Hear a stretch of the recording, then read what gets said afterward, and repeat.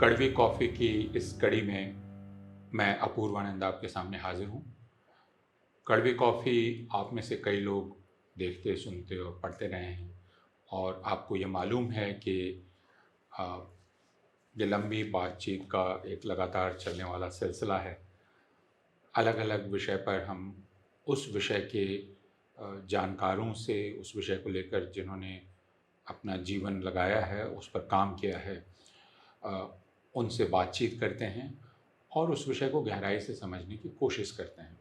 जैसा हम पहले भी कहते रहे हैं, हमारा इरादा यहाँ अपनी धारणा बतलाने का नहीं है, बल्कि उस विषय को समझने का है और इसकी हम सारे लोगों को बहुत आवश्यकता है अगर हमारे समाज को जनतांत्रिक समाज बनना है।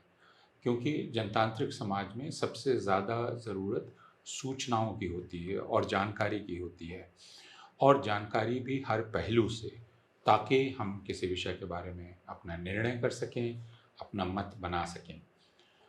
तो हमारी कोशिश ये है और इसलिए यह बातचीत इत्मीनान की होती है, लंबी होती है और इसमें सुनने के लिए, देखने के लिए थोड़े धीरज की दरकार है, जिसकी उम्मीद हम आप सारे लोगों से करते हैं और जैसी प्रतिक्रियाएँ पिछले दिनों हमें मिलती रही हैं, उनसे हमारा उत्साह बढ़ा है और यह धारणा जो बन गई है कि हिंदी पढ़ने और सुनने वालों में हड़बड़ी है और धीरज की कमी है, यह धारणा टूटती है। ऐसे बहुत सारे लोग मिलते हैं जो 1 घंटे, डेढ़ घंटे की बातचीत को सुनते हैं। हम लोगों को यह मालूम है कि कुछ लोग 8-10 मिनट सुनकर अधीर होकर छोड़ देते हैं। उनसे हमारा अनुरोध है कि वे कुछ धीरज रखें, बातचीत सुनें और उसके बाद अपनी राय बनाएँ। आज की इस कड़ी में हमारे साथ धीरेन्द्र झा हैं। धीरेन्द्र झा, आपको बहुत स्वागत है। धीरेन्द्र इसके पहले भी कड़वी कॉफ़ी में हमारे साथ बातचीत कर चुके हैं और वह मौका था जब उनकी किताब गांधी का हत्यारा गोडसे, जो मूलतः अंग्रेज़ी में लिखी गई थी, उसका हिंदी तर्जुमा प्रकाशित हुआ था। उस मौके पर हम लोगों ने बातचीत की थी। लेकिन Gandhi's assassin, the making of Nathuram Godse and it as a idea of India, यह उनकी पिछली किताब थी। उसके पहले उन्होंने shadow armies, fringe organisations and foot soldiers of Hindutva और aesthetic games, sadhus, akharas and making of the Hindu vote, और उसके पहले Ayodhya, the dark night, the secret history of रामा's अपीयरेंस इन बाबरी मस्जिद, यह कृष्णा झा के साथ मिलकर यह किताब लिखी। तो आप इन इन सारी किताबों के नाम से जान सकते हैं और अभी जो मौका है, हमने अनुरोध किया धीरेन्द्र झा से कि वे फिर आकर हमसे बात करें। वह है उनकी एक नई किताब का, Golwalkar, the myth behind the man behind the machine. ये किताब है और इस किताब को आप ज़रूर ख़रीदें और पढ़ें और हिंदी में भी इसे जल्दी ही लाया जा रहा है। लेकिन मौका इस किताब के प्रकाशन का है और उस मौके का इस्तेमाल करते हुए हम लोग धीरेन्द्र से अपनी पिछली बातचीत को आगे बढ़ाना चाहते हैं। जैसा बहुत स्पष्ट है आपकी किताबों के नामों से कि आपकी ख़ास दिलचस्पी भारत में जो दक्षिणपंथी हिंदुत्व है, उसको समझने की है।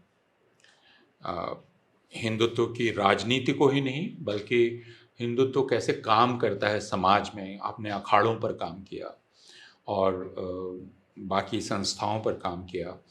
आपने यह समझने की कोशिश की कि बाबरी मस्जिद में को राम जन्मभूमि बनाने का जो पूरा अभियान था, उसका जो महत्वपूर्ण एक पड़ाव था, उस पड़ाव को और उसके निष्कर्ष को कैसे समझें।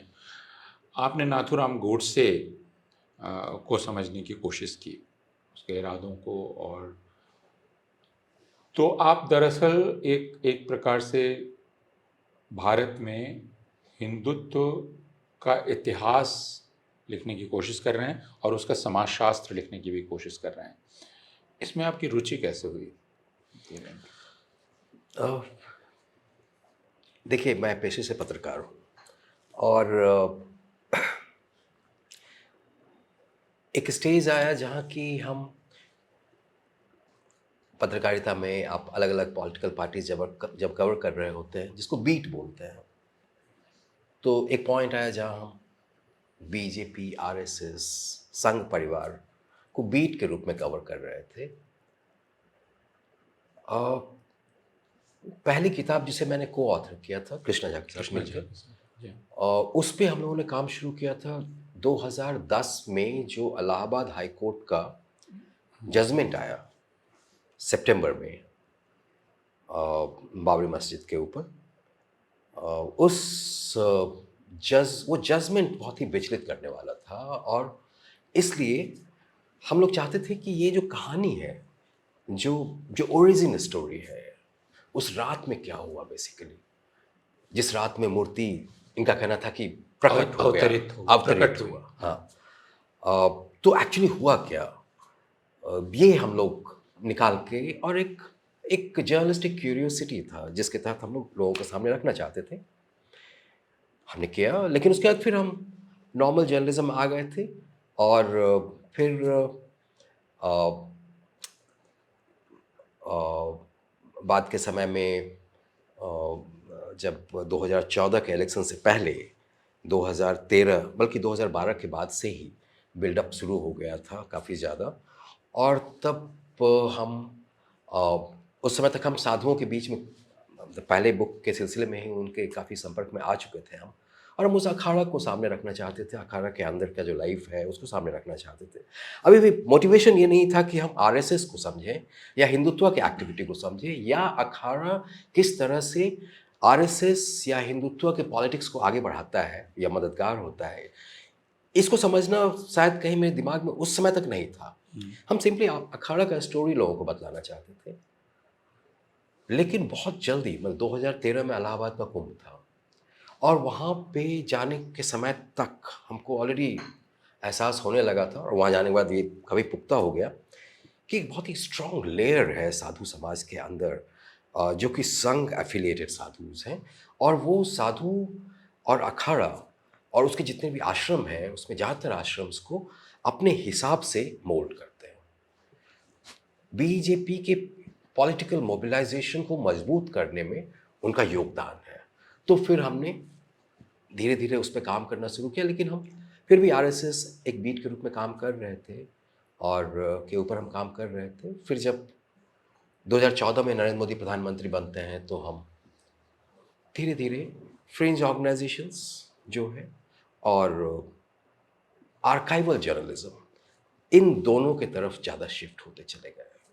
आर्काइवल जर्नलिज्म इसलिए क्योंकि आरएसएस ने खासकर गांधी असैसिनेशन के बाद के दशकों में इतने सारे मिथक उन्होंने बना रखा है, इतने सारे झूठ उन्होंने फैला रखा है कि ये बतलाना जरूरी है कि ओरिजिनल रिकॉर्ड क्या कह रहा है आरएसएस से संबंधित। तो इसलिए हम आर्काइव्स जाना शुरू कर दिए।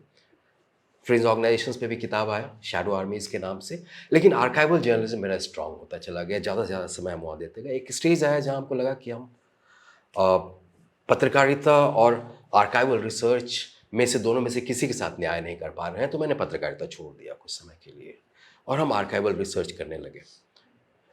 उसी प्रोसेस में गांधीज असैसिन बुक आया, और फिर अभी गोलवलकर वाला बुक आया, और यही था। तो ये जो यात्रा आपकी रही, और ये ठीक ही है, क्योंकि आपने पहले समझने की कोशिश की कि आखिर वो कहानी है क्या, जिसको प्रायः हिंदू समाज नहीं समझ पाता है। और वो ये नहीं समझ पाता है कि 1949 के दिसंबर की उस रात में जब मूर्तियाँ रख दी गई वहाँ चोरी चोरी, जिनको आप प्रकटीकरण कहते हैं कि प्रकट हुए भगवान, उसकी पूरी कहानी क्या थी, और उसका आगे चल के नतीजा क्या निकलने वाला था भारतीय राजनीति के लिए और भारतीय समाज के लिए, जो हम देख रहे हैं कि कितना ख़तरनाक नतीजा उसका निकला। और फिर आपकी जो आखिरी किताब, पिछली किताब थी गोडसे, गांधी का हत्यारा गोडसे, उसमें आपने यह स्थापित किया कि नाथूराम गोडसे का आखिरी दम तक राष्ट्रीय स्वयंसेवक संघ से संबंध बना हुआ था। फिर अपने अभिलेखागारीय शोध के ज़रिए आर्काइवल रिसर्च के ज़रिए आपने ये बात साबित की। और ये मिथ बहुत दिनों तक, आज तक ये बात प्रचारित है, बल्कि जो हमारे इतिहासकार हैं वे भी इसको मजबूती से इसकी काट नहीं कर पाते कि गोडसे का आरएसएस से कोई रिश्ता नहीं था। क्योंकि आपकी बातचीत में पिछली बार भी एक शब्द बार बार आता है, वो मिथ। जी और यह किताब ही है आपकी, इसमें लिखा हुआ है the myth behind man and man behind machine. तो गोलवलकर जो आदमी है उसके पीछे एक मिथ है। क्या आप उस मिथ के बारे में बताना चाहेंगे जिससे पहले आपका सामना हुआ और उसके बाद आपने उस मिथ को भेद कर आदमी को निकाला, जो आदमी अ, माधव सदाशिव गोलवलकर हैं, जी और फिर हम आगे बात करेंगे। जी जी। हाँ। तो वो मिथ क्या था जिससे आपका सामना पहले हुआ? मिथ ये था कि जिस गोलवॉल्कर को अभी तक प्रेजेंट किया जा रहा था हमारे सामने में, उस गोलवॉल्कर के आइडियाज जो हमें बतलाया जा रहा था, न सिर्फ प्रो आरएसएस राइटर्स के द्वारा, बल्कि बहुत सारे जो लिबरल राइटर्स हैं, तथाकथित ऑब्जेक्टिव रिसर्चर्स हैं, उनके द्वारा भी वो बतलाया जा रहा था कि गोलवॉल्कर, बेसिकली गोलवॉल्कर को समझना है तो उसका बंच ऑफ थॉट्स पढ़िए। वो उसका आइडियोलॉजी है, वही आरएसएस का आइडियोलॉजी है। और क्योंकि गोलवॉल्कर ने 1963 में ये बोल दिया था कि we or our nation of defined, जो बुक है जो 1939 में गोलवॉल्कर ने लिखा था, सरसंचालक बनने से एक साल पहले, गोलवॉल्कर ने 1963 में कहा कि वो किताब मेरा नहीं है, वो एब्रिज ट्रांसलेशन है गणेश दामोदर सावरकर के राष्ट्रमीमांसा का, जो 1934 में आया था। और इसलिए हमें बतलाया गया कि नहीं, उसके बेसिस पे मत समझिए, we or our nation of defined के बेसिस पे मत समझिए, बल्कि आप बंच ऑफ थॉट्स के बेसिस पे गोलवॉल्कर को समझिए। हम तलाश कर रहे थे राष्ट्रमीमांसा। मुझे जब राष्ट्रमीमांसा मिला बॉम्बे के एक लाइब्रेरी में, जो ओरिजिनल कॉपी 1934 का एडिशन है, वो जब मिला और हमने जब कंपेयर किया वी के साथ, तो हमने पाया कि गोलवॉल्कर झूठ बोल रहे थे जब उन्होंने ये कहा कि ये ट्रांसलेशन है। क्योंकि जो भी, और ये गोलवलकर ने कहा कि दरअसल यह राष्ट्रमीमांसा का अनुवाद है, मेरी किताब नहीं है, ये उन्होंने 1963 में कहा। 63 में कहा जी, लेकिन 63 के पहले तक वो किताब थी, बिल्कुल। उनके नाम से थी, बिल्कुल। और उन्होंने कभी नहीं कहा कि मेरी किताब नहीं है। और फिर ये जब हमने कंपेयर किया तो मैंने पाया कि ये झूठ था ना। यहाँ पे दो तीन बातें बहुत इंपॉर्टेंट हो जाती हैं। सवाल ये उठता है कि गोलवॉल्कर ने, ऐसा कौन सा एस्पेक्ट था वी का जिसके कारण गोलवॉल्कर उससे अपना पीछा छुड़ाना चाहते थे, उसको ढक देना चाहते थे।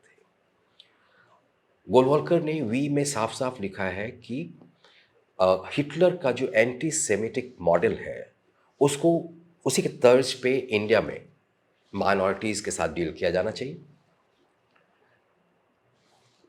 माइनॉरिटीज़ के सिटीजन्स के जो राइट्स होते हैं, उसके ऊपर भी उन्होंने उसमें लिखा है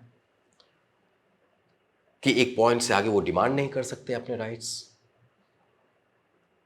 तो पूरी तरह से दिख रहा था कि ये बिल्कुल नाजी मॉडल को यहाँ पे इम्प्लीमेंट करने की बात कर रहे हैं और यही ब्लूप्रिंट दे रहे हैं।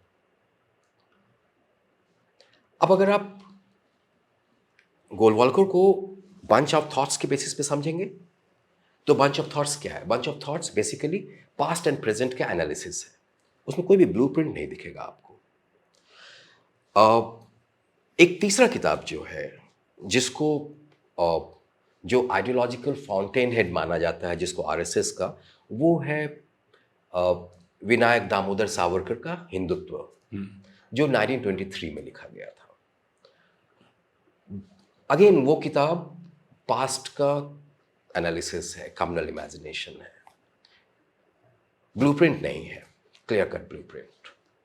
अगर आप पिछले 10 साल में जो इस देश में हुआ जिसमें पूरी तरह से कोशिश की गई एक मैसिव लेवल पे नेशनल डिस्कोर्स खड़ा करने का, जिसके तहत मुस्लिम्स को सेकंड क्लास सिटीजन का दर्जा दिया जाए।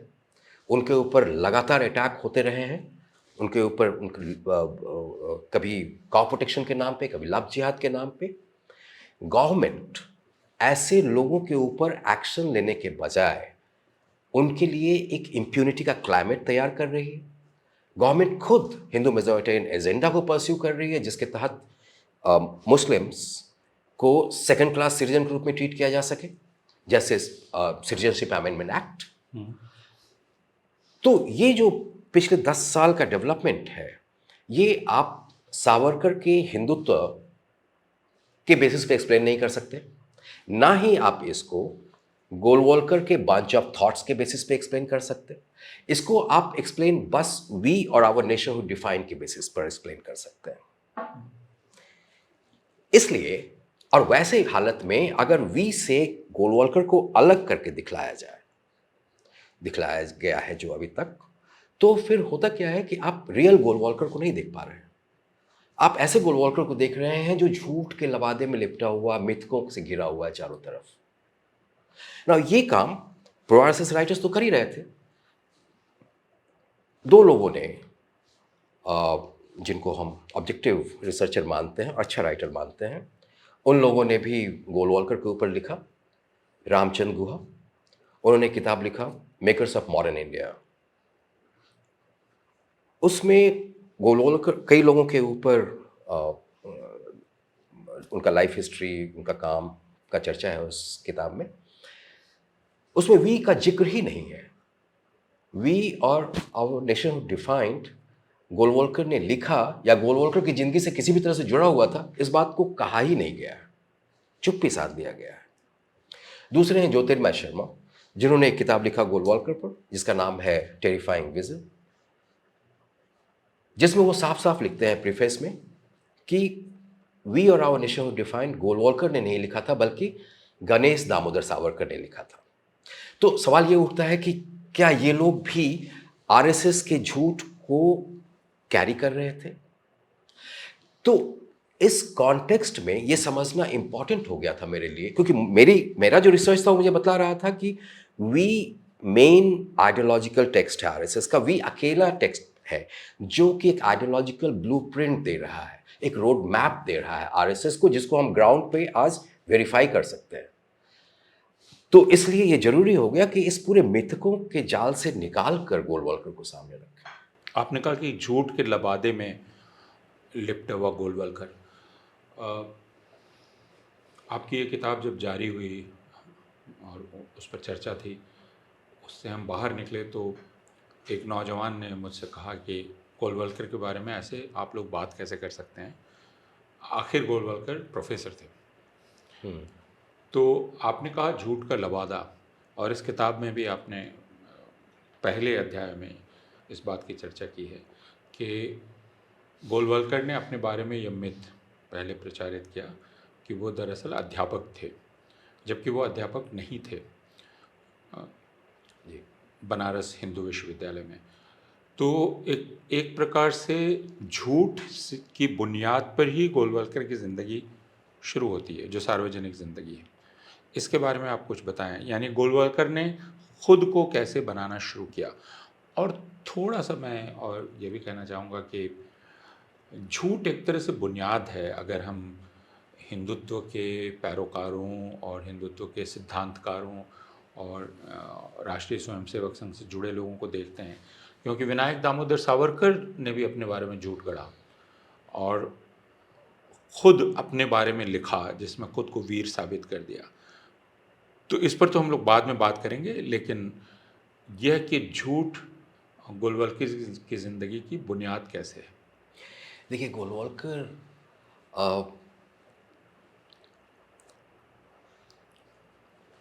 गोलवलकर काफ़ी एम्बिशियस आदमी थे, ये साफ है। उनके लाइफ हिस्ट्री पे काम करने के बाद, रिसर्च करने के बाद बहुत ही एम्बिशियस थे और बहुत ही मीडियोकर किस्म के आदमी थे। और यानी जैसा प्रचारित किया जाता है कि बहुत ही कुशाग्र बुद्धि और मीडियोकर बहुत मेधा और नहीं, प्रतिभा? मतलब नॉर्मल विद्यार्थी थे, आम विद्यार्थी थे, और औसत बुद्धि के? औसत बुद्धि के, और जिसमें कोई प्रॉब्लम नहीं है। प्रॉब्लम तब होता है जब एम्बिशन के साथ वो मिक्स करने लगता है।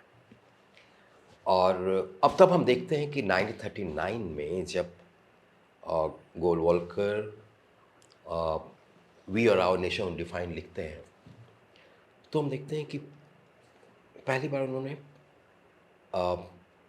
लिख के, छाप के एक झूठ को स्थापित करने का कोशिश किया। उसका जो टाइटल पेज है, उसमें जो हमने उसका टाइटल पेज का इमेज किताब में दिया है, उसको हम दिखा दें? जी, हाँ, आप बोलिए। जिसमें वो बोलते हैं कि ब्रैकेट में अपना इंट्रोडक्शन देने के बाद MS गोलवॉल्कर, BSc, MSc, LLB, sometime professor in Banaras Hindu university. ये फर्स्ट एडिशन में था। उसके बाद वो सर संघ चालक बन जाते हैं, और ये फर्स्ट पेज पे फोटोज़ के फर्स्ट पेज पे फोटोज़ के इसके, सॉरी। इसके बाद होना चाहिए ये। हाँ, ये है, जिसमें वो लिखते हैं we or our nation defined, MS Golwalkar, MSc LLB, some time professor Banaras Hindu university. जी, ये जी। तो अब आप देखिए, यहाँ से जर्नी शुरू होती है। एक जो झूठ के आधार पर अपने इमेज को बनाने का जो उनका कोशिश था, वो यहाँ से शुरू होता है। और ये 40s के दशक में तो हम देखते हैं कि ये बहुत ही एक्टिव हैं, ज़्यादातर एक्टिविटी में इन्वॉल्व हैं। लेकिन गांधी असैसिनेशन के बाद जब बैन लिफ्ट होता है 1949 में, उसी समय से हम देखते हैं कि अब वो खुद काफ़ी संभल कर बोल रहे हैं, लिख लगभग नहीं के बराबर रहे हैं, और ज़्यादातर बोल रहे हैं वो।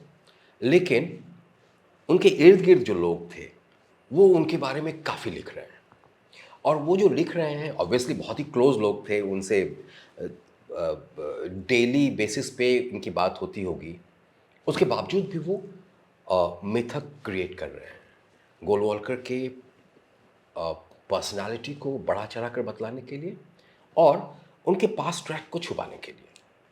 ये 1949 से ही शुरू हो जाता है। 1949 में पहला बायोग्राफी आता है इंदौरकर का गोलवॉल्कर पे, 1950 में आता है, 1956 में आता है, लगातार चल रहा है। तो ये जो अपने आप को बढ़ा चढ़ा के दिखाने वाला जो बात था, ये इनके अंदर शुरू से था। इनका इमेज को लेके बहुत ही कॉन्शियस थे।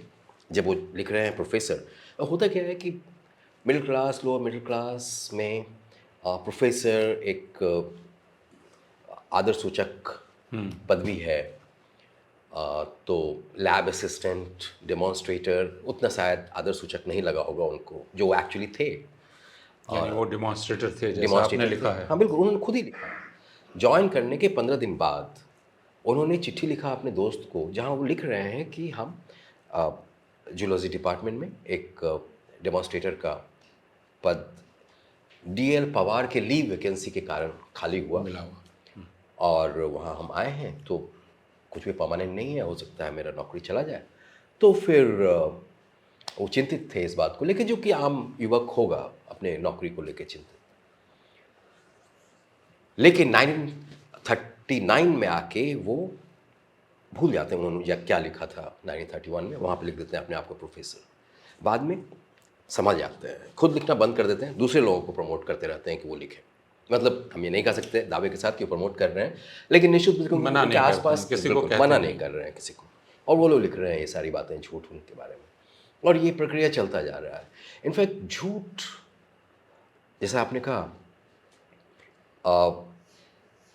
वो इस झूठ को समझना बड़ा इंपॉर्टेंट है। देखिए, चाहे वो गोलवॉल्कर की हिस्ट्री हो या RSS की हिस्ट्री हो, या फिर पूरे हिंदुत्व की हिस्ट्री या हेडगेवार के जिसको या हेडगेवार की हिस्ट्री हो,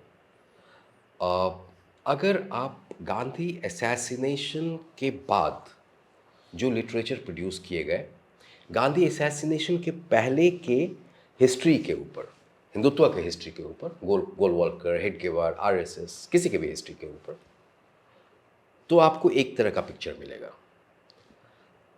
लेकिन अगर आप असैसिनेशन से पहले के सोर्सेज को देखेंगे, रिकॉर्ड्स या पब्लिश सोर्सेज, उस पीरियड की हिस्ट्री के बारे में, तो आपको बिल्कुल दूसरा पिक्चर मिलेगा। हुआ क्या है कि हम लोगों को जो अभी तक बतलाया गया है किताबों के जरिए या फिर और भी किसी भी तरह से, वो गांधी असैसिनेशन के बाद जो लिटरेचर प्रोड्यूस किए गए, गांधी असैसिनेशन के पहले की हिस्ट्री के बारे में, उन लिटरेचर पे बेस करके बातें लिखी गई अभी तक। किसी ने भी कोशिश नहीं किया कि पहले के रिकॉर्ड्स के बेसिस पे हम पहले का हिस्ट्री लिखें। इसलिए ये प्रॉब्लम पैदा हो गया है। तो मतलब ये तो एक इतिहास लेखन की है जिस पर हम बात करना चाह रहे थे कि राष्ट्रीय स्वयंसेवक संघ का इतिहास लिखना, ये राष्ट्रीय स्वयंसेवक संघ से जुड़े हुए लोगों का इतिहास लिखना क्यों एक कठिन और जटिल काम है, और उसमें क्यों परेशानी आती रही है, और उसमें क्या सावधानियां बरती जानी चाहिए। क्योंकि आपने गोडसे वाली किताब में भी कहा है, उसके पहले भी चर्चाएं होती रही हैं और आप लिखते भी रहे हैं कि इसमें अक्सर चूक होती है, गलती होती है, और वह कुछ अनजाने होती है लेकिन कुछ जानबूझकर की जाती है। जी हाँ, ये इम्पॉर्टेंट है कि इवन मैं इतिहास लेखन की पद्धति की भी बात कर रहा हूँ जी कि अगर आप राष्ट्रीय स्वयंसेवक संघ जैसे संगठन का इतिहास लिखें, क्योंकि आपने बाकी इतिहासों को देखा जिन लोगों ने लिखा है, और उसमें क्या क्या समस्या आपको नज़र आई इस तरह की। देखिए, पहला तो मेरा सजेशन यही है जो हम बोल रहे थे कि आप हमेशा कॉन्टेम्प्रेरी सोर्सेज को देखिए। बाद में जो लिखा गया है वो मोटिवेटेड सोर्स है, मोटिवेटेड लिटरेचर है। उसके ऊपर अपना समझदारी मत बेस कीजिए, हमेशा कॉन्टेम्प्रेरी सोर्स को देखिए। हम कोई इतिहासकार नहीं हैं, लेकिन एक आर्काइवल जर्नलिस्ट होने के नाते हमने ये बात महसूस किया कि कई बार कई बार लोग जो एकेडमिक रिसर्चर होते हैं वो बहुत सारे जो सेकेंडरी सोर्सेज हैं, कई बार बड़े नाम होते हैं सेकेंडरी सोर्सेज के राइटर्स के, तो उन नाम का दहशत जो होता है, दबाव जो होता है, उसके कारण वो अपना रिसर्च नहीं करते, उसको वेरीफाई करने की कोशिश नहीं करते प्राइमरी रिसर्च के थ्रू। तो इससे बचें, लोगों को बचना चाहिए इससे। हमेशा प्राइमरी सोर्सेज पे जाइए, क्योंकि आरएसएस का हिस्ट्री, जैसे मैंने कहा, प्री असैसिनेशन हिस्ट्री अगर आपको करना है, प्री असैसिनेशन सोर्सेज पे बेस कीजिए हमेशा, यानी उस वक्त के जो समकालीन स्रोत हैं। हाँ, क्योंकि हुआ क्या, अभी तक हाल तक सबको कन्विंस कर दिया गया कि गोडसे ने आरएसएस छोड़ दिया था। अब आप जरा उठा के देखिए कि कहाँ से ये मसला पैदा होता है, जिसके बेसिस पे लोगों ने ये कहना शुरू किया। 1951 में पहला किताब आता है आरएसएस के ऊपर, जे कुरन जूनियर। जे कुरन जूनियर जनरली अपने किताब में काफ़ी साइटेशन दे रहे हैं, काफ़ी उनका जो प्रोवेनेंस है काफ़ी पुख्ता है, लेकिन एक पर्टिकुलर फैक्ट वो मेंशन करते हैं, बल्कि हम कहेंगे दो पर्टिकुलर फैक्ट, क्योंकि दो मिथक को हम यहाँ पे एक्सप्लेन कर सकें। एक कि गोडसे अर्ली 30s में ज्वाइन किया और 2-3 साल के अंदर छोड़ दिया, हाँ। और दूसरा कि संघ की स्थापना हेडगेवार ने की।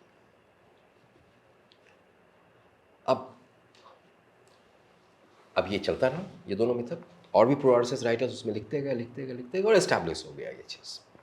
अब आप जरा प्री असैसिनेशन सोर्सेज पे बेस कीजिए समझदारी अपना, तो आप पाएंगे, और ये जो हम जिन सोर्सेज की बात कर रहे हैं इसमें वैसे भी पेपर्स हैं, वैसे भी रिकॉर्ड्स हैं जिनको गांधी असैसिनेशन के बाद नागपुर के आरएसएस हेडक्वार्टर से सीज किया गया। उसमें आपको दिखेगा कि गोडसे एक्चुअली अर्ली 1930s में ज्वाइन किया और छोड़ दिया, ये कहना गलत है, बल्कि वो 1934 में ज्वाइन किया आरएसएस और उसने कभी छोड़ा ही नहीं आरएसएस। गांधी असैसिनेशन तक, फांसी पे चढ़ते तक वो आरएसएस का बना हुआ था। दूसरी बात, अगर आप प्री असैसिनेशन सोर्सेज के बेसिस पे आरएसएस के फॉर्मेशन की बात कीजिए तो जैसे हम एक एग्जांपल देते हैं, 1947 में गणेश दामोदर सावरकर का एक बायोग्राफी छपा था, असैसिनेशन से पहले का छपा हुआ है, जिसमें आपको बहुत ही क्लियर पिक्चर मिलेगा। पिक्चर क्या है? 1924 के बिगनिंग में हिंदुत्व लिखने के बाद सावरकर, विनायक दामोदर सावरकर को जेल से रिहा कर दिया जाता है। उनके बड़े भाई गणेश दामोदर सावरकर, जिनको बाबा राव भी बोलते थे, बाबा राव को 1922 में रिहा कर दिया गया था जेल से। हिंदुत्व का जो पूरा प्रेमाइस है वो ये है कि हिंदुओं को समझाने का कोशिश है उसमें कि भाई आपका जो दुश्मन है वो मुसलमान है, ना कि ब्रिटिश। तो 1924 के शुरू में विनायक दामोदर सावरकर को रिहा किया जाता है। 1924 के अंत में गणेश दामोदर सावरकर यानी बाबा राव सावरकर नागपुर आते हैं और वहाँ पे महाल इलाके में अपने एक रिलेटिव के यहाँ रहते हैं और वहाँ पे फिर वो हिंदू यूथ का मीटिंग लेने लगते हैं, क्लासेस लेने लगते हैं, उनका रेगुलर सुबह शाम दोपहर मीटिंग होने लगता है, जिसमें वो बोलते हैं कि भाई आप, और ये सभी हिंदू महासभा के लोग थे, जिनके यहाँ ठहरते हैं वो भी बाबा राव सावरकर खुद, ये सब हिंदू महासभा के थे। और उनको समझा रहे हैं कि दो बातें, नंबर वन कि गांधी जी मुस्लिम शासन फिर से इस्टेब्लिश करने वाले की कोशिश कर रहे हैं, एंड नंबर टू हमें एक हिंदू संगठन बनाने का ज़रूरत है। फिर वो वहाँ से चले जाते हैं। उसमें हेडगेवार भी आया करते थे उस मीटिंग में। जब वो जाने लगते हैं बाबा राव वहाँ से, नागपुर से, तो बात आती है कि भाई इस ग्रुप को कौन कंडक्ट करेगा, कैरी करेगा आगे। तो हुआ कि ठीक है, हेडगेवार क्योंकि सबसे सीनियर है तो यही करेंगे। और ये सब कुछ हो रहा है हिंदू महासभा के लोगों के संरक्षण में, उनके लीडर्स के संरक्षण में। हेडगेवार मात्र एक छोटा सा प्यादा है उसमें। जो ब्रेन है, जो पूरा एफर्ट है, रिसोर्सेज है, वो हिंदू महासभा का है। और फिर आरएसएस बनता है। प्री असैसिनेशन रिकॉर्ड्स ये भी बतलाते हैं कि कैसे आरएसएस के एक्सपेंशन में बाबा राव सावरकर और मुंजे, इन दोनों का खास करके एलवी पारांज पे, अब अगेन वो भी हिंदू महासभा के थे, इन लोगों का बहुत इंपॉर्टेंट रोल है। अब मिथक जो बना असैसिनेशन के बाद, उसमें हेडगेवार को बाकी सबसे अलग कर दिया गया, सारा का सारा श्रेय हेडगेवार को दे दिया गया। हाँ, तो ये दो मिथक का जो कहानी है ये आपको बतलाएगा कि कैसे सारा खेल हुआ है, इसलिए सावधानी का ज़रूरत है हमेशा। हाँ, और ये भी एक ध्यान देने की बात है कि राष्ट्रीय स्वयंसेवक संघ ने अपने नेताओं के नाम के आदर सूचक पदवी का काफ़ी इस्तेमाल किया।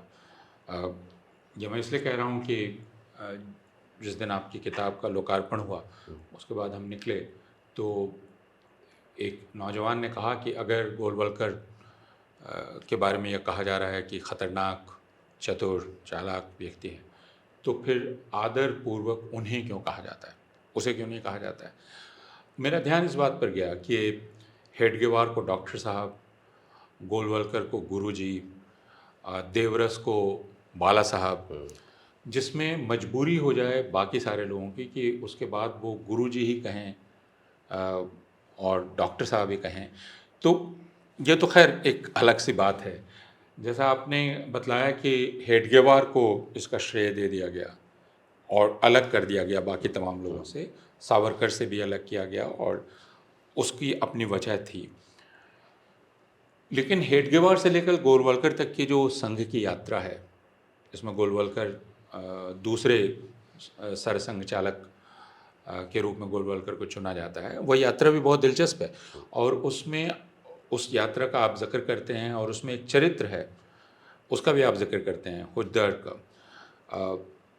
तो वह यात्रा क्या है एक, और इससे लगा हुआ दूसरा प्रश्न है जो मैं आपसे करना चाहूँगा, क्योंकि इस पर आज तक बहस भारतवर्ष में चलती रही है 1947 के 75 साल गुजर जाने के बाद भी, कि आप राष्ट्रीय स्वाधीनता आंदोलन में शामिल हुए थे कि नहीं हुए थे।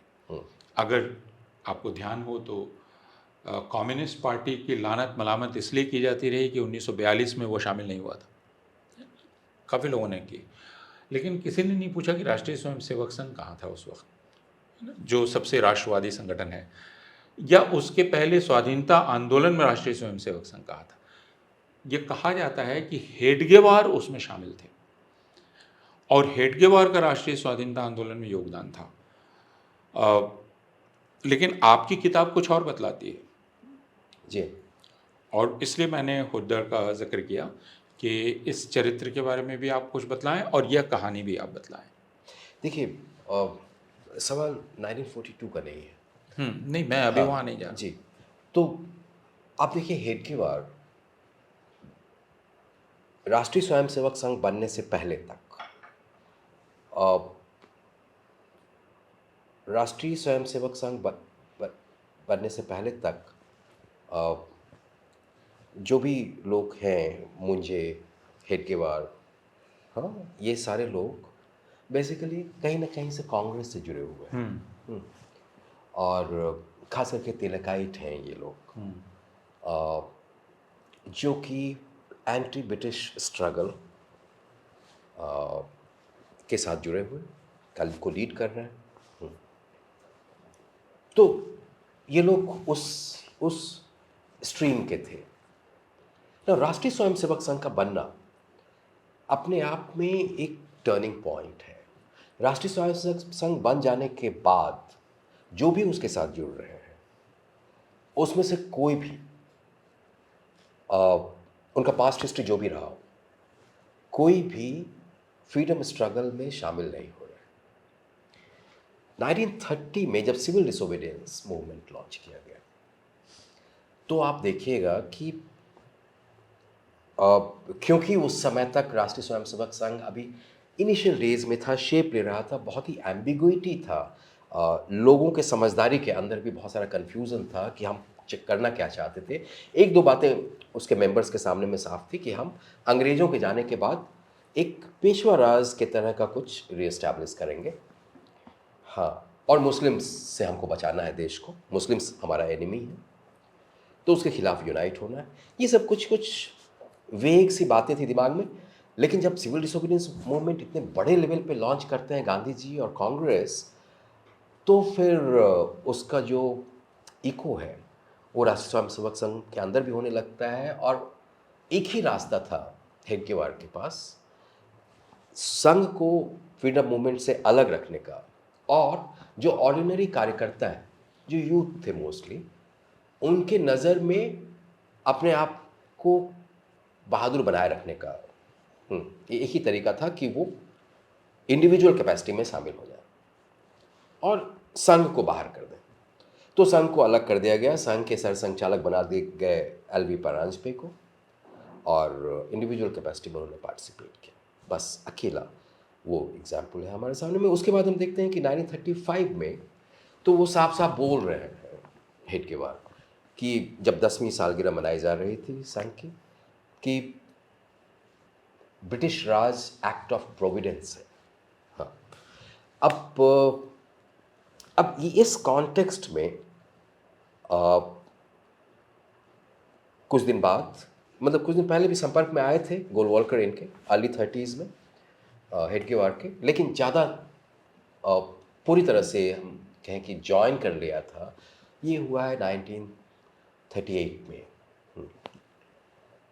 1938 के बिगनिंग में हुआ है, फर्स्ट हाफ में। आप तो गोलवलकर की बात कर रहे हैं? जी, गोलवलकर, हाँ। लेकिन अभी गोलवलकर बेशक पूरी तरह से अपना सारा समय दे रहे हैं इंसान को, लेकिन हेडगेवार की नज़र में उनका उत्तराधिकारी बालाजी हुड्डार हैं।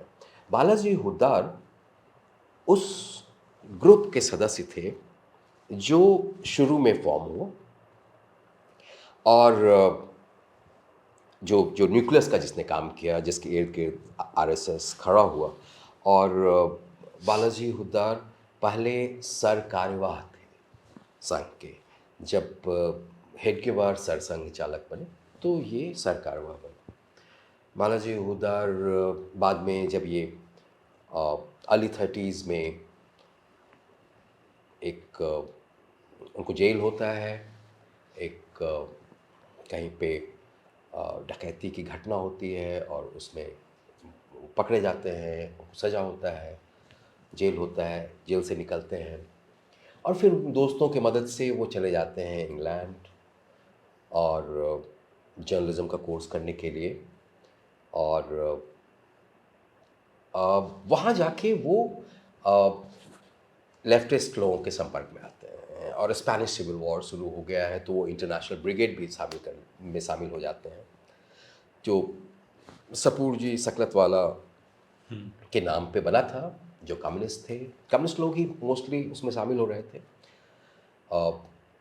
स्पेन में जो सिविल वॉर चल रहा था उसके खिलाफ, और जनरल फ्रैंको के आर्मी के खिलाफ ये सारा मोबिलाइजेशन था। वो भी जाते हैं, उसमें शामिल होते हैं और तो उनका सोच बदलने लगता है अब, जिससे हेडगेवार अनभिज्ञ थे। ये जो बदल रहा है सोच बालाजी हुड्डार के, क्योंकि वो तो यूरोप में है, बिल्कुल वो यूरोप में और है। कोई पत्राचार नहीं हो रहा। पत्राचार बाद में बंद हो गया था। शुरू में जब तक चल रहा है पत्र, क्योंकि वो जेल हो गया था, उनको अरेस्ट हो गए थे स्पेनिश सिविल वॉर में। और फिर जब वो छूटते हैं तो फिर वो अब वो बदले हुए हैं, उनका सोच बिल्कुल दूसरा है। वो एंटी इम्पेरियलिस्ट हो चुके हैं और वो आते हैं 38 के अंत में और फिर हेडगेवार से उनकी मुलाकात होती है और वो हेडगेवार को कहते हैं कि भाई आप आरएसएस को फ्रीडम स्ट्रगल में लाइए, उसके मेन स्ट्रीम में लाइए, एंटी ब्रिटिश स्ट्रगल में लाइए, साम्राज्य विरोधी। हाँ, जो उनके जो सोच था अपने सोच के हिसाब से हेडगेवार को दिखने लगता है, दूरियां दोनों में बढ़ने लगती हैं, क्योंकि हेडगेवार ने कुछ और एक्सपेक्ट किया था, ये कुछ और हो चुके थे। और फिर हम देखते हैं कि हेडगेवार का अब फोकस धीरे धीरे गोलवॉल्कर पर शिफ्ट होना शुरू होता है और बाद में फिर लगभग मई जून 1939 के आसपास, तब तक इनकी किताब छप चुकी थी गोलवॉल्कर की, we or our nation defined, जिसमें हेडगेवार ने काफ़ी मदद किया था। वो मार्च अप्रैल 1939 में छपा था। और फिर हम देखते हैं कि भाई मई जून के आसपास ये देवलाली में है, नासिक के पास, हेडगेवार, गोलवॉल्कर, ये लोग, और वहाँ बालाजी हुड्डार फिर से आते हैं। इस बार आते हैं वो सुभाष चंद्र बोस का मैसेज लेके कि आप ज्वाइन कीजिए उनके साथ और एंटी ब्रिटिश स्ट्रगल में ज्वाइन कीजिए। हाँ, इसे मैं चाहूँगा कि आप थोड़े विस्तार से बताएं, क्योंकि ये प्रसंग बहुत दिलचस्प है कि हुड्डार आते हैं सुभाष चंद्र बोस का संदेश लेकर जी, और हेडगेवार के पास। सुभाष चंद्र बोस उस समय कांग्रेस के प्रेसिडेंट के पोजीशन से, मतलब अभी कांग्रेस मेंबर थे, प्रेसिडेंट के पोजीशन से हट चुके थे। वो उन्होंने फॉरवर्ड ब्लॉक भी शुरू कर दिया था, लॉन्च कर दिया था, और वो चाहते थे कि एक बड़ा सा अम्ब्रेला कोalition बन सके जो उनके सोच के हिसाब से अंग्रेज़ों से लड़ सके, और इसलिए वो सभी तक पहुंच रहे थे। और एक तरफ जिन्ना तक भी पहुंचने की कोशिश कर रहे थे, दूसरी तरफ हेडगेवार के पास भी पहुंचने की कोशिश कर रहे थे। और फिर वहाँ पे वो बालाजी हुड्डार को मैसेंजर के रूप में भेजते हैं और बालाजी हुड्डार की बात होती है। वो लास्ट टाइम है जब बालाजी हुड्डार मिलते हैं उनसे, और फिर जब देवलाली से लौटते हैं, हेडगेवार को समझ में आ गया कि बालाजी हुड्डार अब दूर जा चुके हैं, क्योंकि ये बार बार नेशनल मूवमेंट में आने की बात कर रहे हैं, आरएसएस को लाने की बात कर रहे हैं, जो कि इनके ओरिजिनल आइडिया से बिल्कुल विपरीत था। हेडगेवार या हिंदुत्व लीडर्स के ओरिजिनल आइडिया से बिल्कुल विपरीत था। वो कोलैबोरेशन में जा चुके थे ब्रिटिश गवर्नमेंट के साथ, और उनका पूरा का पूरा जो पोस्चरिंग था, पूरा का पूरा जो लड़ाई था, वो जो एंटी इम्पीरियलिस्ट स्ट्रगल था, जो लोग उसमें पार्टिसिपेट कर रहे थे, उनको कमज़ोर करने का था। तो इसलिए ये अब हम देखते हैं कि जहाँ तक गोलवलकर का सवाल है, तो गोलवलकर कभी भी किसी भी मूवमेंट में पार्टिसिपेट नहीं किया। 1930 में वो एमएससी करने के बाद नागपुर में रह रहे थे। नागपुर एक बहुत बड़ा सेंटर था सिविल डिसोबीडियंस मूवमेंट का, लेकिन हम नहीं देखते हैं कि गोलवलकर के अंदर थोड़ा सा भी स्पंदन हो रहा है। बिल्कुल ही इतने बड़े लेवल पे मूवमेंट हो रहा है और गोलवलकर बिल्कुल उससे कटे हुए हैं, उसके बारे में सोच भी नहीं रहे हैं। हाँ, तो ये तो उनकी समझदारी थी जो कि फिट बैठ रहा था हेडगेवार आरएसएस। के अपने और संघ के अपने अपना जो स्ट्रक्चर था उसके अंदर, सोच था उसके अंदर, बिल्कुल फिट बैठ रहा था। तो फिर हम देखते हैं कि देवलाली से लौटने के एक हफ्ते के बाद इनको गोलवलकर को सरकारवाह बना दिया जाता है, नंबर 2। और फिर उसके एक साल के बाद जब डेथ होती है हेडगेवार की, तो फिर वो सरसंघचालक बन जाता है। हाँ, लेकिन मैं ये चाह रहा था कि जब होद्दार गए हेडगेवार के पास जी, ये प्रस्ताव लेकर कि सुभाष बोस का कि राष्ट्रीय स्वयंसेवक संघ को शामिल होना चाहिए, तो हेडगेवार की प्रतिक्रिया क्या थी? सुभाष चंद्र बोस। क्योंकि जी, और ये मैं इसलिए कह रहा हूँ कि बहुत महत्वपूर्ण है, क्योंकि अभी आज यह स्थापित करने का प्रयास किया जाता है कि दरअसल सुभाष बोस के साथ काफ़ी अन्याय किया गया, और यह अन्याय किया गांधी ने और नेहरू ने, और नेहरू की वजह से सुभाष बोस को वह जगह नहीं मिल पाई जो जगह मिलनी चाहिए थी। तो अगर हम इस बात को मान लें एक क्षण के लिए, जो कि जिस पर विवाद हो सकता है, तो सुभाष बोस स्वयं जिस वक्त अपना संगठन बनाने की कोशिश कर रहे थे, उस समय उन्होंने सहयोग मांगा हेडगेवार से, तो हेडगेवार का जवाब क्या था? हेडगेवार ने इनफैक्ट हुदार सुभाष चंद्र बोस के एक करीबी व्यक्ति के साथ आए थे, वो अकेले नहीं आए थे देवलाली। और वहाँ पे वो कमरे के बाहर थे खड़े, जो सुभाष चंद्र बोस के व्यक्ति थे वो, और खुदार अंदर आए हेडगेवार से बात करने के लिए। जो भी स्वयंसेवक वगैरह थे वहाँ पे, उनको बोला गया कि आप लोग बाहर चले जाइए। और वो उनसे हंसी ठट्ठा कर रहे थे। हाँ, वो आपने बाहर लिखा है, बिल्कुल बातचीत कर रहे थे, हंसी हंसी ठिठोली मजाक कर चल रहे थे। रही हाँ। थी, और वो बाहर चले जाते हैं। फिर हुदार उनको बतलाते हैं कि देखिए ये अंतिम मौका है। ये एक बहुत बड़ा मौका है और अंतिम मौका है नेशनल मेन स्ट्रीम में शामिल होने का, हाँ, एंटी ब्रिटिश स्ट्रगल में शामिल होने का। लेकिन उन्होंने साफ साफ मना कर दिया। उन्होंने कहा कि देखो मेरा तबीयत बहुत ख़राब है और हम अभी बात करने की स्थिति में बिल्कुल नहीं है। तो खुदार ने कहा कि भाई आप ये हमसे कह रहे हैं, लेकिन एक सुभाष चंद्र बोस के जो एमिसरी हैं बाहर खड़े हैं, उनके प्रतिनिधि बाहर खड़े जो प्रतिनिधि हैं बाहर खड़े हैं, उनको लगेगा कि मैंने शायद झूठ कहा है। तो आप उनसे बोल दीजिए जो बात हमसे बोल रहे हैं। क्योंकि जब हुदार को लग गया कि ये हेडगेवार मानने वाले नहीं हैं, तो उसने कहा कि कम से कम आप उनको बोल दीजिए जो आप हमसे बोल रहे हैं। तो हेडगेवार ने फिर जोर से कहा, ताकि बाहर जो उनके प्रतिनिधि थे सुभाष चंद्र बोस के, वो सुन सके कि मेरी तबीयत बहुत ख़राब है, हम बात करने की स्थिति में भी नहीं हैं, वगैरह वगैरह। और सुभाष हुदार वहाँ से निकल आए, जहाँ उसके बाद उसका नतीजा ये हुआ कि एक तरफ गोलवलकर के लिए रास्ता बन गया ऊपर जाने का, क्योंकि हुड्डा पूरी तरह से बाहर हो चुके थे। दूसरी तरफ हुदार कम्युनिस्ट पार्टी ज्वाइन कर लिए, उसके बाद कम्युनिस्ट पार्टी में चले। कम्युनिस्ट पार्टी ऑफ इंडिया में चले गए। इसके साथ एक दूसरा चरित्र भी है, वह चरित्र है भगत सिंह का, और आपने इसका भी जिक्र किया है इसमें कि, और इन दो चरित्रों को बार बार लाया जाता है नेहरू और गांधी के खिलाफ, कि भगत सिंह को बचाने की कोशिश नहीं की गांधी ने, भगत सिंह को फांसी पर चढ़ने दिया। उस पर भी काफ़ी कुछ लिखा गया है। कहा गया है। लेकिन भगत सिंह को जब फांसी दी गई, उसके बाद एक व्यापक प्रतिक्रिया हुई पूरे देश में, नौजवानों में और साधारण लोगों में, यहाँ तक कि कांग्रेस के लोगों में भी हुई। और गांधी को लोगों ने काले झंडे भी दिखाए, काले फूल दिए, गुलाब के काले फूल। तो उस वक्त क्या प्रतिक्रिया थी राष्ट्रीय स्वयंसेवक संघ की, हेडगेवार की, गोलवलकर की? आपने देवरस के हवाले से लिखा है, देवरस जो तीसरे सरसंघ चालक बने।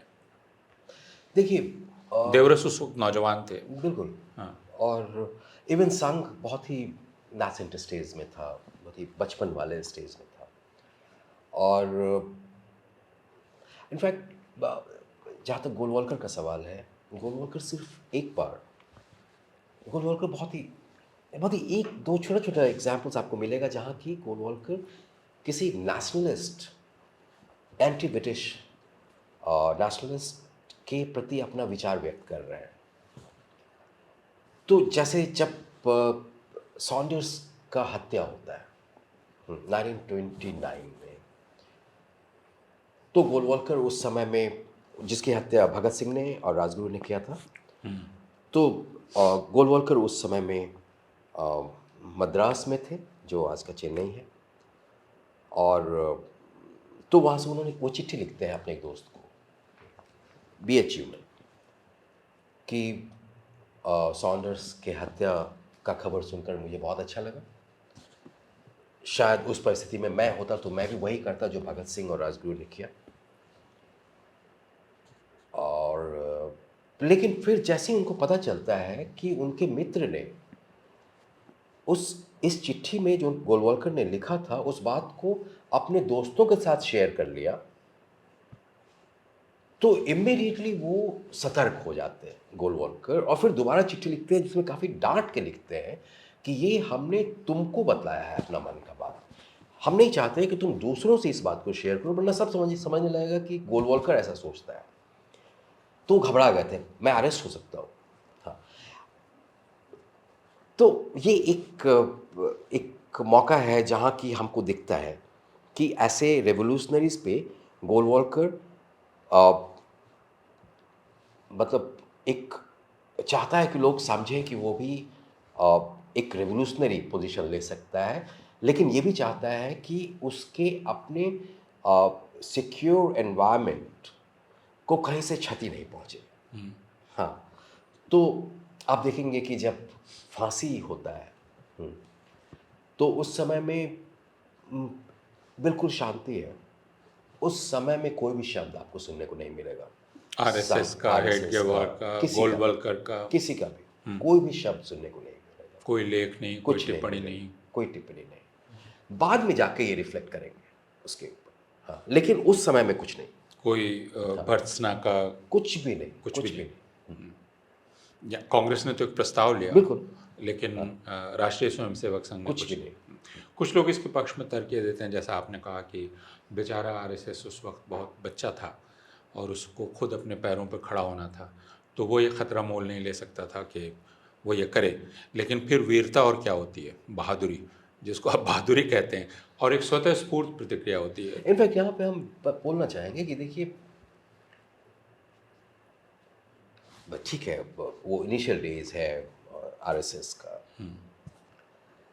लेकिन उसके बाद भी, मतलब भगत सिंह के फांसी के 2 साल बाद 1935 में भी तो इनका विचार यही था, जब ये बोल रहे हैं कि अंग्रेजी हुकूमत एक्ट ऑफ प्रोविडेंस है, मतलब एक तरह का ईश्वरीय विधान है। हाँ, तो इसका मतलब है कि इनका जो लाइन था, उस लाइन में अंग्रेजों का विरोध करना या अंग्रेजों के द्वारा किए गए किसी भी नेशनलिस्ट के ऊपर किसी भी तरह का अत्याचार या ऑपरेशन या एक्शन के खिलाफ बोलना, ये इनके लाइन के विपरीत था। तो ये संभव ही नहीं था इनके द्वारा किसी भी स्टेज में। इसलिए ये कह देना सफिशिएंट नहीं होगा कि जो ये देते हैं हमेशा जो आर्गुमेंट कि उसमें इनिशियल डेज था RSS का, ये हमेशा इसी तरह रहे। उसके बाद भी हमने कहा जैसे 1935 और वह तर्क भी क्विट जो इंडिया हेडगेवार ने दिया है,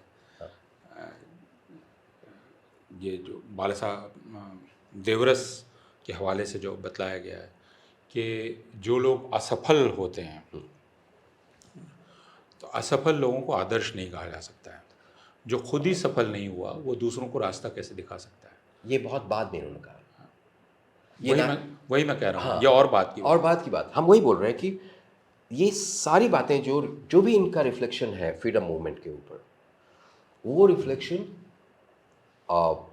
जो भी नेशनलिस्टिक रिफ्लेक्शन है, वो रिफ्लेक्शन गांधी असैसिनेशन के बाद जब ये अपने पास्ट को कवर करने की कोशिश कर रहे हैं, उस पीरियड का है। हाँ, लेकिन ये उस दृष्टिकोण से का भी परिचय कराता है जिसमें सफलता बहुत आवश्यक है। बिल्कुल। जो असफल हो गया वो दूसरों के लिए आदर्श कैसे हो सकता है? और भगत सिंह असफल हो गए थे, उनके तो नज़र में। हाँ, इसलिए भगत सिंह आदर्श कैसे हो सकते हैं नौजवानों के? तो यह बात भी लोगों को याद रखनी चाहिए कि राष्ट्रीय स्वयंसेवक संघ का मत रहा है शुरू से, जिसमें सफलता उनके लिए बहुत आवश्यक है और वो किसी भी कीमत पर हासिल की जानी चाहिए। लेकिन इससे हम आगे बढ़ें और इस किताब का जो एक महत्वपूर्ण अंश है, वह अंश है गोलवलकर का दो व्यक्तियों के साथ रिश्ता। एक, आप आधुनिक भारतीय इतिहास को आप दो हिस्सों में बांट रहे हैं। एक है जो गांधी की हत्या के पहले का है और एक है जो गांधी की हत्या के बाद का जी। है ना? और राष्ट्रीय स्वयंसेवक संघ को आप इस बिंदु के संदर्भ में रखने की कोशिश कर रहे हैं। तो इसके पहले यानी गांधी की हत्या की जो तैयारी होती है या वहाँ तक स्थितियाँ पहुँचती हैं, गांधी और गोलवलकर के बीच का रिश्ता, इस पर भी आपने काफ़ी विस्तार से लिखा है। जी। अ, तो वैसे तो बहुत सारे झूठ फैलाए गए हैं, और वो सारे झूठ अगेन असैसिनेशन के बाद का क्रिएशन है। कोई भी प्राइमरी सोर्स ये नहीं दे सकते उसके बारे में, मतलब कॉन्टेम्प्रेरी सोर्स। देखिए, दोनों के विज़न का अंतर है, सीधा सीधा। गांधी जब ये गोलवलकर आरएसएस नहीं भी ज्वाइन किए थे, तब भी एक एक ऑर्थोडॉक्स ब्राह्मण के हैसियत से वो गांधी का मजाक उड़ा रहे हैं, हाँ, जिसका मैंने जिक्र भी किया है इसमें। तो गांधी, आप हिंदुत्व को हटा दीजिए, आरएसएस को हटा दीजिए, इवन ऑर्थोडॉक्स ब्राह्मण्स के लिए भी गांधी पैलेटेबल नहीं थे। संघ का अपना कारण भी था, पॉलिटिकल कारण भी था, दो आइडियाज़ का क्लैश था। गांधी एक खास तरह के भारत की परिकल्पना कर रहे थे, सेकुलर डेमोक्रेटिक इंडिया की परिकल्पना कर रहे थे। संघ एक दूसरे तरह का भारत का परिकल्पना कर रहा था, हिंदू राष्ट्र, हिंदू जिसमें मुस्लिम्स के लिए सेकेंड क्लास सिटीजन का दर्जा होगा। जब पार्टीशन के बाद के समय में हम देखते हैं कि एक मीटिंग होता है गोलवलकर और गांधी के बीच में 4 सितंबर 1947 को दिल्ली में रायट शुरू हो जाता है। बेसिकली मेनली मुस्लिम्स के ऊपर अटैक शुरू हो जाता है, और वो अटैक जो है उसमें फिर काफ़ी तेज़ी से फैलता है। उस समय गांधी कलकत्ता में थे। 9 सितंबर को वो दिल्ली आते हैं, समझने की कोशिश कर रहे हैं कि क्या हो रहा है। मेरे ख्याल से 12 सितंबर को उनकी मीटिंग होती है गोलवलकर के साथ, और ब्रीफ मीटिंग था जिसमें दो बार गोलवलकर उस दिन 2 बार आए थे पहुंच- गोलवलकर। पहली बार में मीटिंग नहीं हो पाया था सुबह में, उसके बाद कुछ घंटे के बाद दोबारा आते हैं, और फिर तो इन लोगों में मीटिंग होता है, और गांधी उनको कहते हैं कि भाई हमने सुना है कि आरएसएस के ऊपर भी खून के धब्बे हैं। तो गोलवलकर ने मना कर दिया, नहीं ऐसा ज़्यादा नहीं, सख्त अल्फाज हैं। हाँ, आरएसएस के हाथ खून में डूबे डूबे हुए हुए हैं, हाँ, हाँ। तो गोलवलकर ने मना कर दिया, गोलवलकर नहीं ऐसा नहीं है, संघ इसमें इन्वॉल्व नहीं है दंगों में। तो गांधी ने कहा कि ठीक है, अगर आप ऐसा कह रहे हैं और ऐसे विश्वास कर रहे हैं तो आप एक स्टेटमेंट जारी कर दीजिए। गोलवलकर उसके लिए तैयार नहीं होते हैं, और ये गांधी के लिए गांधी चाहते थे कि गोलवलकर स्टेटमेंट जारी करें अगर वो सच बोल रहे हैं तो। लेकिन वो जाहिर नहीं करते। तो इसका चर्चा फिर वो शाम में अपने प्रेयर मीटिंग में करते भी हैं, इसके बारे में बतलाते हैं लोगों को। और तो ये मीटिंग हुआ, लेकिन हम देखते हैं कि ये जो क्लैश था दो आइडियाज़ का, वो इस समय में काफ़ी पीक पे आ गया था और दोनों ही साइड जीतने की कोशिश कर रहा था देश को। गांधी एक ऑब्स्ट्रक्शन के रूप में थे, तो वहाँ पे 8 दिसंबर को आते आते 8 दिसंबर 1947 तक आते आते हम देखते हैं कि गोलवलकर डेस्परेट होते जा रहे हैं। और वो फिर 8 दिसंबर को एक दिल्ली के ही आउटस्कर्ट्स में एक मीटिंग था और आरएसएस के लोगों का, रोहतक रोड। हाँ, और उसमें बहुत सारे बाहर से भी लोग आए हुए थे, आरएसएस के ही लोग थे सभी। क्लोज डोर मीटिंग था, लेकिन उसमें दिल्ली पुलिस के सीआईडी डिपार्टमेंट का एक जासूस मौजूद था जिसने रिपोर्ट भी फाइल किया। जिसमें गोलवलकर ने धमकी दिया है गांधी को। उसने कहा कि गांधी अगर अपने अपने रास्ता नहीं बदलते हैं तो उनमें क्षमता है कि वो गांधी को चुप करा सकते हैं।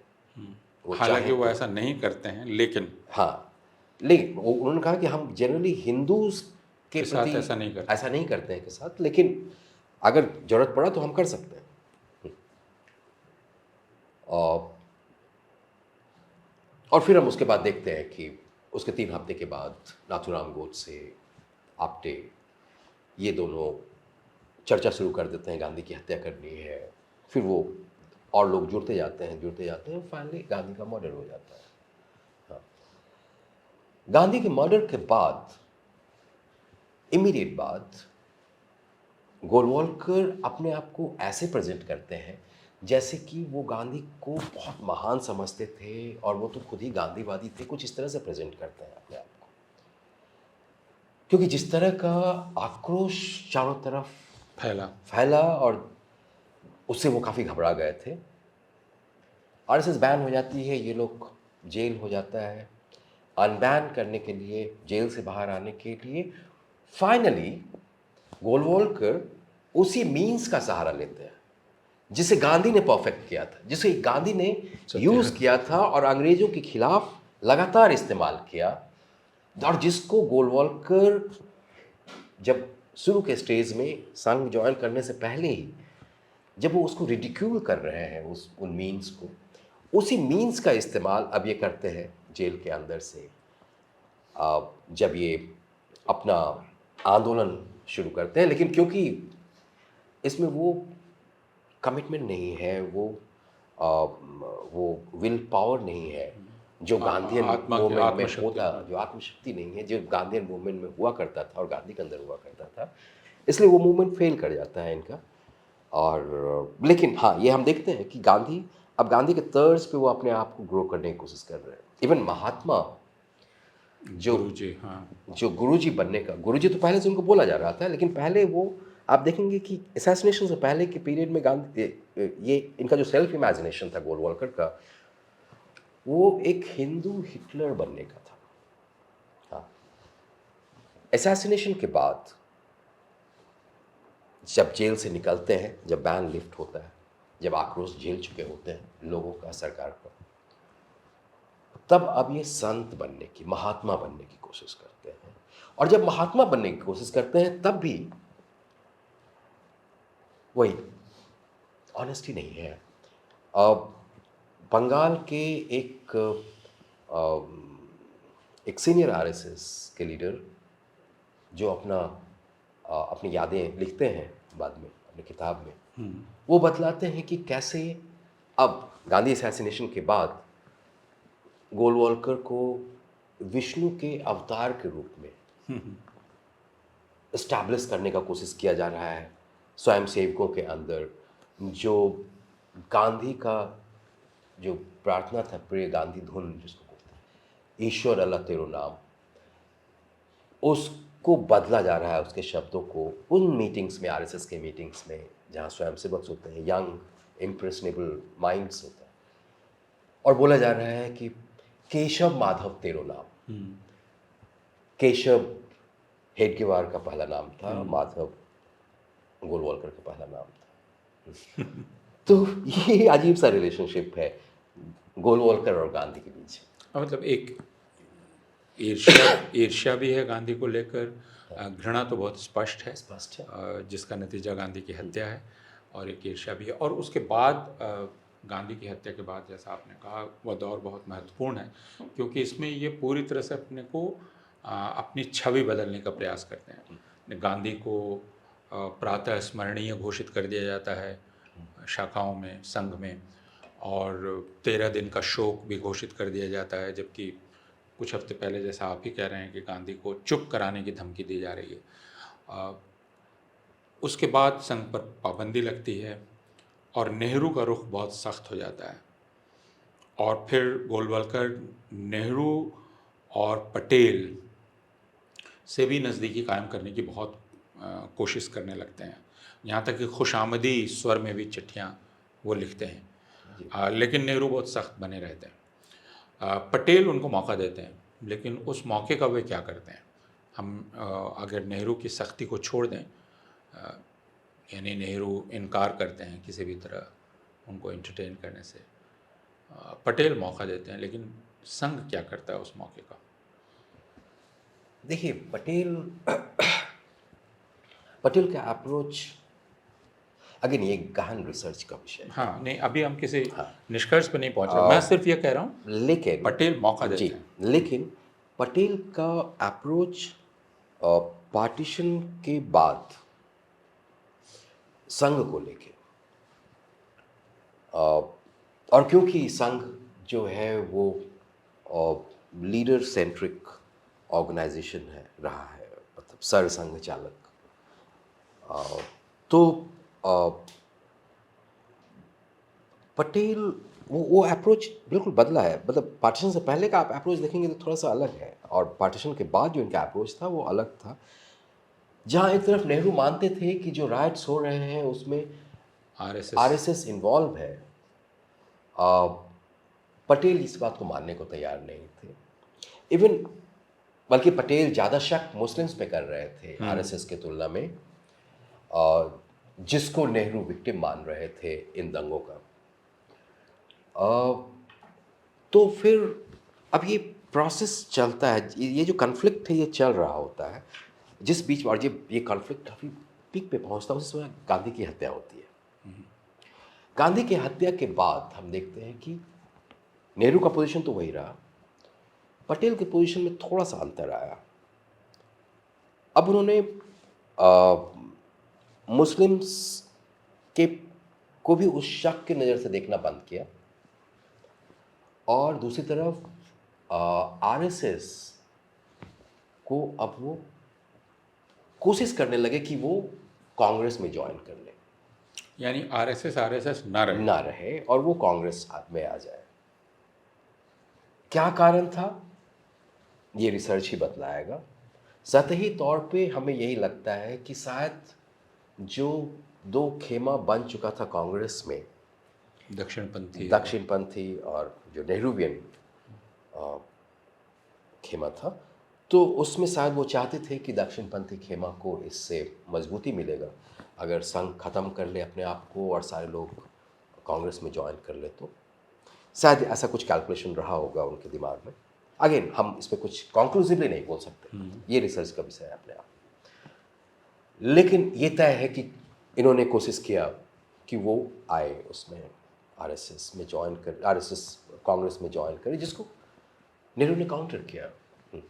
अब देखिए, आपने कहा कि गांधी हत्या के बाद गोलवलकर ने 13 दिन का शोक का भी ऐलान किया संघ के अंदर। लेकिन जब फांसी दी गई गोडसे को, तो उसके 13वें दिन कुछ आरएसएस के लोगों ने, हाँ, जो 13वीं किया जाता है वो करते पाए गए, और ये कुछ गांधीयंस ने, जो टॉप गांधीयंस थे, ये उनके नज़र में आया। और ये वही समय है जब पटेल चाहते थे कि नेहरू देश से बाहर गए हुए थे, और पटेल चाहते थे कि एक रेजोल्यूशन उन्होंने पास करवा लिया और कि आरएसएस आ सकता है कांग्रेस में। तो ये गांधीयंस जब उन्होंने देखा कि 13वीं वाला जो 13वीं किया है उसका गोडसे का संघ के लोगों ने, तो वो नेहरू के साथ हो जाते हैं। और ये बैन लिफ्ट होने के बाद का डेवलपमेंट है। असैसिनेशन और बैन के बीच का पीरियड अगर आप देखिएगा तो आपको दिखेगा कि पटेल बार बार, इनफैक्ट पहली बार जब अरेस्ट किया गया तो ज़्यादा दिन रख नहीं सकते थे, 6 महीना तक ही रख सकते थे, तो उन सबको छोड़ दिया गया। और पटेल के मदद से गोलवलकर दिल्ली आते हैं।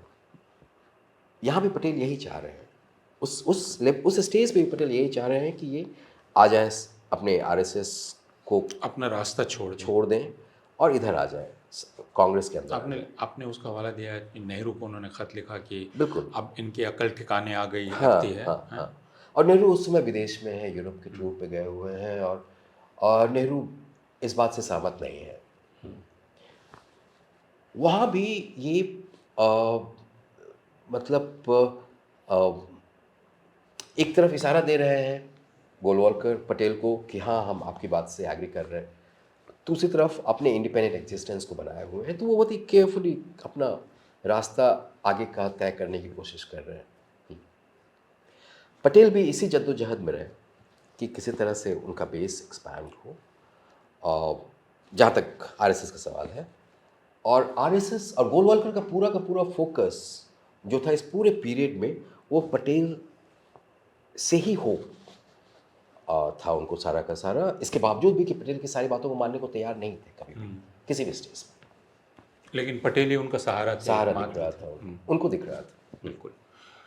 तो यह जो पूरी यात्रा है, जो गोलवलकर की यात्रा है, और गोलवलकर के साथ साथ आप कह सकते हैं संघ भी बड़ा हो रहा है, क्योंकि जी जब उन्होंने वो संघ में शामिल हुए, संघ का नेतृत्व संभाल लिया, और उसके बाद तक एक लंबे समय तक संघ गोलवलकर के नेतृत्व में चलता है। तो संघ जो भी है एक तरह से गोलवलकर की चीज़ है। आपने लिखा है the man behind the machine. तो जो मशीन है राष्ट्रीय स्वयंसेवक संघ की मशीन, उसके पीछे का आदमी गोलवलकर है। और इसलिए गोलवलकर का वह जो ब्लूप्रिंट है, जो उस किताब में है, जिस किताब को बाद में वो इनकार कर देते हैं कि मेरी किताब है, वह अभी भी हमारे लिए बहुत प्रासंगिक है समझने के लिए कि दरअसल राष्ट्रीय स्वयंसेवक संघ क्या है। एक्चुअली उसी किताब के थ्रू आप समझ सकते हैं आरएसएस को। आरएसएस को आप सावरकर के 1923 में लिखा गया जो किताब है हिंदुत्व, या गोलवलकर के स्पीचेस का जो कलेक्शन है, पोस्ट असैसिनेशन स्पीचेस का जो कलेक्शन है, बंच ऑफ थॉट, उसके द्वारा आप नहीं समझ सकते। आज के आरएसएस को समझने का एक ही किताब है, और वो है we or our nation defined. जैसे मैंने बताया कि आपको करना कुछ नहीं है, आप बस आंख खोल के चारों तरफ देखिए क्या हो रहा है, और आपको दिखेगा कि वी में लिखा गया जो गोलवलकर का आइडियोलॉजिकल प्रोजेक्ट है वो इम्प्लीमेंट हो रहा है। यानी यह कई सालों बाद हुआ और कई दशकों बाद हुआ, लेकिन अभी भारत में हम जो देख रहे हैं, जिसमें एक तरह से मुसलमान दोयम दर्जे के शहरी बना दिए गए हैं, आप उनकी ज़िंदगी को हर तरफ से काबू करना चाहते हैं, जहाँ चाहे उनकी हत्या हो सकती है, उनको जेल में डाला जा सकता है, और उनके नागरिक अधिकार लिए जा सकते हैं। सिटीजनशिप अमेंडमेंट एक्ट आप देख लें, बाकी चीज़ें। तो यह गोलवलकर का ब्लूप्रिंट है जो अब सच में तब्दील होता हुआ दिखलाई पड़ रहा है। और हम लोगों को इससे सिर्फ डरना नहीं चाहिए, बल्कि इसको लेकर कुछ करना चाहिए। आपकी किताब यही बतलाती है। हाँ, मतलब हाँ, आप ऐसा कुछ कहते नहीं हैं, लेकिन आप इसको उजागर करते हैं। हाँ, जो फैक्ट्स है वो हम रखने की कोशिश कर रहे हैं कि इस बात को मत भूलिए कि जो आइडियोलॉजिकल प्रोजेक्ट है, हाँ, वो क्या है, ये कॉन्स्टेंटली दिमाग में रखना चाहिए। आरएसएस का आइडियोलॉजिकल प्रोजेक्ट क्या है, और गुमराह मत होइए।